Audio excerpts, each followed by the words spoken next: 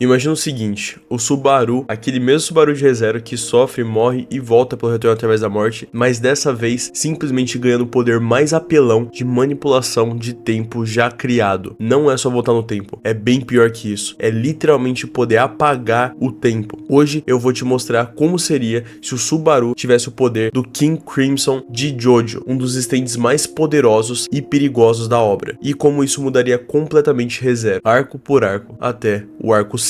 E já te aviso que isso aqui não vai deixar só o Subaru mais forte. Isso pode transformar ele em algo quase impossível de derrotar até pro Reinhard.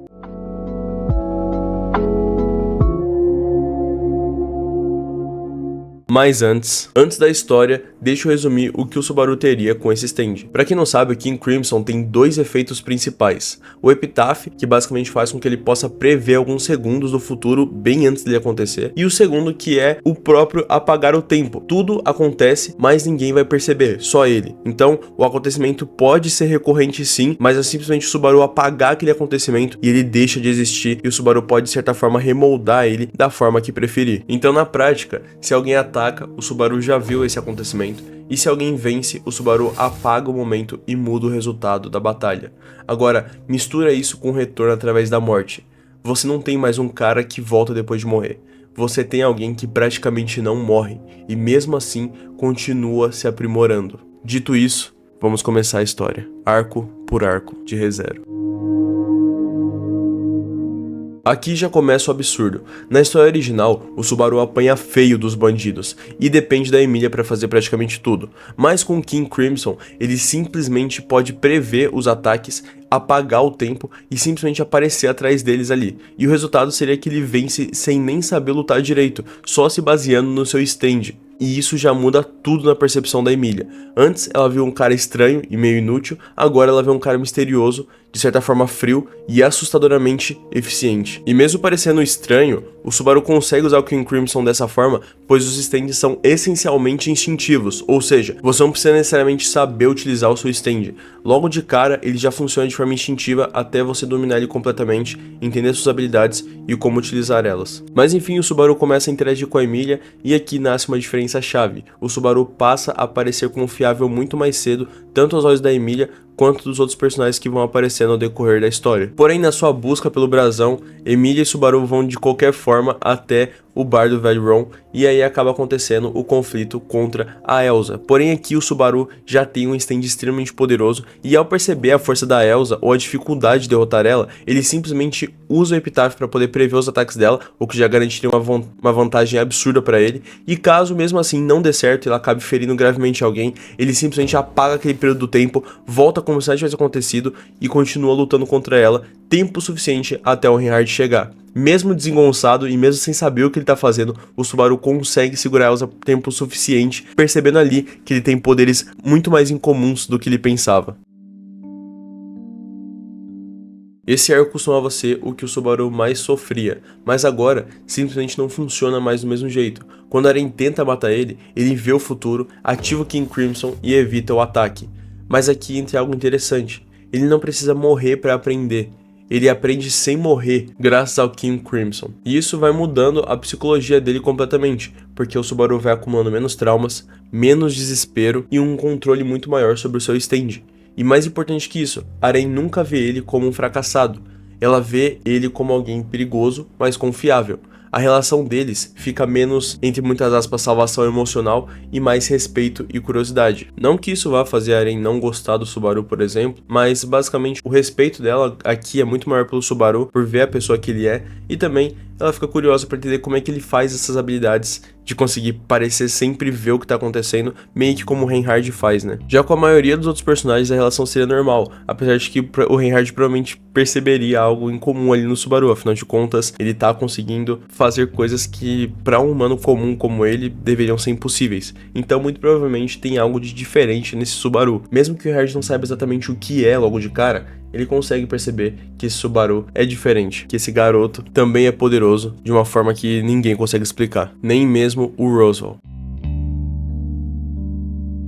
Nesse arco, a luta contra a Baleia Branca é praticamente a mesma, com exceção de que a Crush não precisaria perder suas memórias como foi no original. O Subaru conseguiria literalmente evitar todas as baixas possíveis, garantindo uma segurança muito maior para a derrota da Baleia Branca. Então aqui não tem muito o que me aprofundar, até porque, querendo ou não, é meio que isso. O Subaru só vai estar ajudando ali de suporte, estratégia e evitando, caso de algum problema, ele só apaga aquele momento e continua como se nada tivesse acontecido, reescrevendo aquela parte da história. Mas aí, depois disso, começa o verdadeiro estrago, porque o Subaru original vai depender de estratégia e sacrifício no arco todo, mas esse Subaru, ele praticamente é um counter direto de qualquer inimigo que apareça contra ele, incluindo o Betelgeuse, que é um dos seus inimigos mais principais, assim dizendo, desse arco. O Betelgeuse usa os ataques invisíveis, mas contra o Subaru é inútil, porque o Subaru consegue prever, apagar e reposicionar cada movimento. O resultado disso é que ele derrota o Betelgeuse muito mais rápido e sem precisar morrer dezenas de vezes, nem gastar muito esforço para isso. Mas aqui vem o ponto mais importante do vídeo. As outras pessoas começam a ficar desconfortáveis com ele, porque ele sempre reage perfeitamente, ele nunca erra e ele nunca hesita. Isso não parece ser humano. É como se tivesse uma espécie de criatura até do Subaru,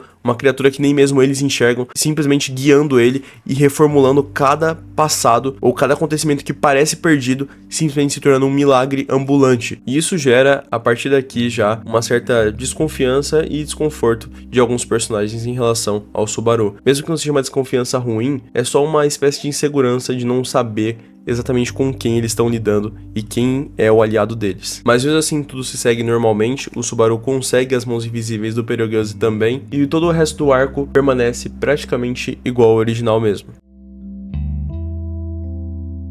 Já esse arco é mais focado no psicológico, e aqui o King Crimson não resolve tudo, mesmo sendo um stand bem poderoso, ele tem suas limitações, e o psicológico do Subaru é um deles. Porque o problema, como eu disse, não é luta, é um problema interno, e o Subaru ainda tem muitas inseguranças, muito medo, e também muita pressão sofrida desde que ele veio para esse mundo. Aliás, principalmente quando ele veio para esse mundo.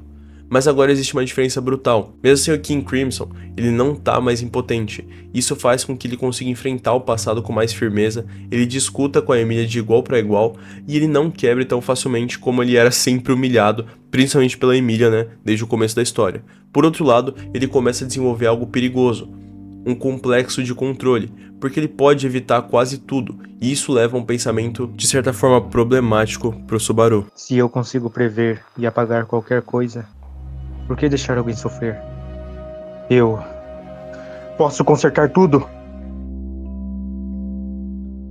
Agora sim, aqui o Subaru vira um monstro. As batalhas contra os arcebispos são caóticas, são múltiplos inimigos, estratégias complexas, mas pra ele é como jogar com save e hack. Ele pode simplesmente marcar spawn points de onde ele quiser e apagar momentos que ele não desejar. E com isso, não só o aprimoramento do King Crimson, mas também do Subaru, ele consegue prever ataques de vários inimigos, mesmo que sejam múltiplos ataques ao mesmo tempo, apagar momentos críticos onde ele vá perder ou alguém importante vá morrer, e coordenar os aliados com precisão absurda. Então até os civis o Subaru começa a se arriscar justamente para proteger, apagar o momento em que eles podem ser feridos e tentar resolver tudo. E o resultado é que ele vira o cérebro absoluto da batalha. E aqui a percepção geral dele muda completamente. A Crush respeita ele, mesmo que ela desconfie dessa tal presença estranha.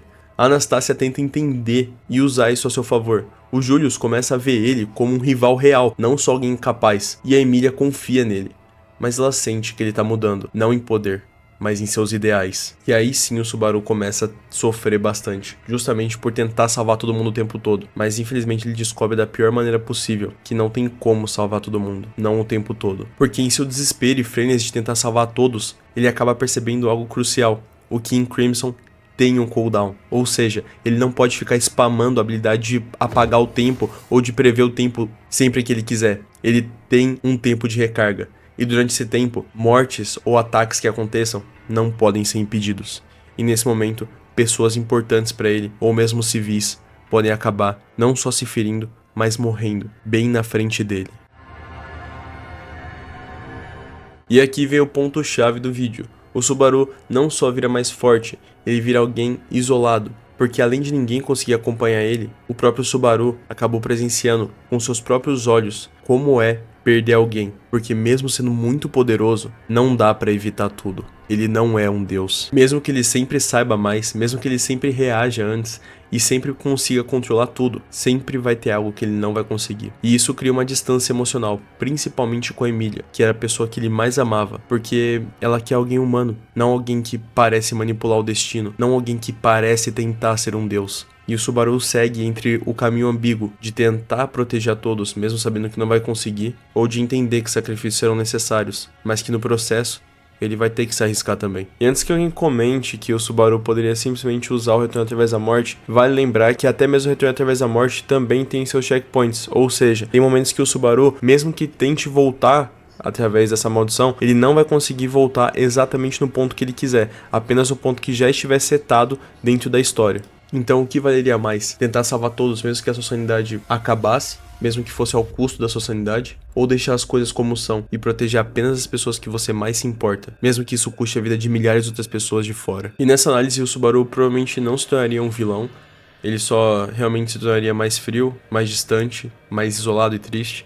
Mas, no geral, ele poderia melhorar nos próximos arcos. E com o apoio de todos ali, ele poderia sim entender que mesmo não conseguindo proteger a todos, o que importa é continuar sempre tentando. Mas agora uma pergunta que muitos de vocês devem estar aí se perguntando: Subaru versus o Reinhard com o King Crimson, quem venceria essa batalha? E bom, não importa o quão poderoso e apelão seja o King Crimson, o problema não é esse. O problema é que o Reinhard não joga pelas mesmas regras que o Subaru. O King Crimson com certeza funciona, e funcionaria contra o Reinhard, mas não resolveria os problemas do Subaru se fosse uma luta direta. Porque o poder do diabo, do King Crimson, faz com que ele possa prever o futuro, apagar alguns segundos do tempo e reposicionar o usuário. E contra inimigos normais, isso sim pode funcionar tranquilamente. Afinal, o Subaru vira praticamente intocável, mas o Reinhard não é um inimigo normal. O Reinhard basicamente é favorecido pelo mundo graças às bênçãos ao Láguna. E por ter bênçãos divinas infinitas, ou quase, ele consegue literalmente lidar com qualquer situação. Se ele precisar sobreviver, ele sobrevive. Se ele precisa vencer, ele vence.